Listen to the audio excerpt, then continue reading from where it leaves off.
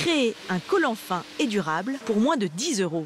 C'est justement le défi que se lance Vincent Marie et son directeur de production. Les derniers métiers que l'on a reçus, ça y est, ils sont installés.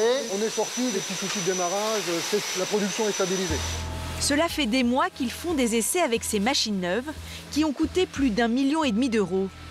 Vous allez comprendre quels sont leurs secrets pour relever le challenge du collant fin infilable. Et pourquoi ceux proposés dans nos magasins craquent aussi rapidement. La base pour un collant, le choix des fils. Pour nous, il était important de choisir dans ces tubes fins les constructions, les fils qui soient tout de même les plus résistants.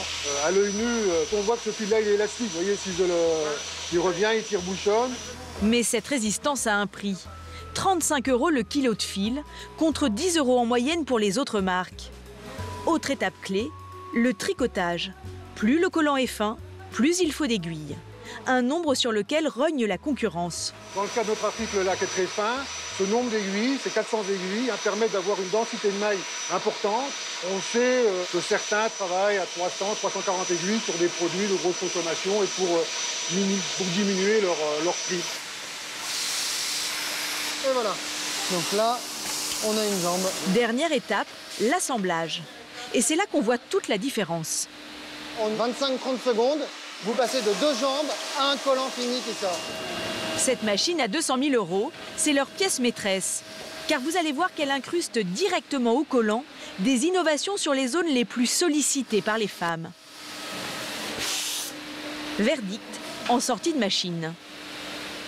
On voit très bien là qu'avec le gousset, les points de tension sont répartis sur les deux côtés par rapport à une structure sans gousset. Et là, c'est vraiment très bien les pointes renforcées qui est quand même le point le plus sensible avec les ongles, etc. qui permet quand même d'assurer une bonne longévité pour une bonne durée de vie du collant. Non, c'est très bien.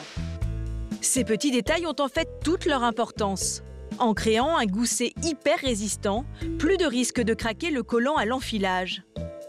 Avec une ceinture plus large et élastique, fini ces marques rouges disgracieuses à la taille. Et avec des pointes renforcées et des coutures plates, pas de gêne au niveau des pieds ni d'orteils qui jouent les rebelles.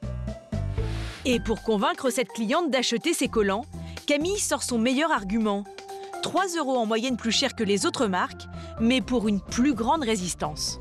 Par exemple, le semi-opaque, donc 30 deniers, c'est ce qu'on trouve sur toutes les marques. Et là, on est à 10,99. Ils ne sont pas beaucoup plus chers. Oui, c'est ça. Je vois.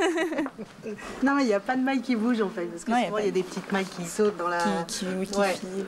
En général, c'est quoi le problème avec les collants? C'est la résistance, quoi. Parce que souvent, ils craquent rapidement. C'est pour ça que souvent, je vais vers les très opaques parce qu'ils sont plus solides. Donc, du coup, on les file moins. Pour 21 €, la cliente repart avec ses 2 collants opaques.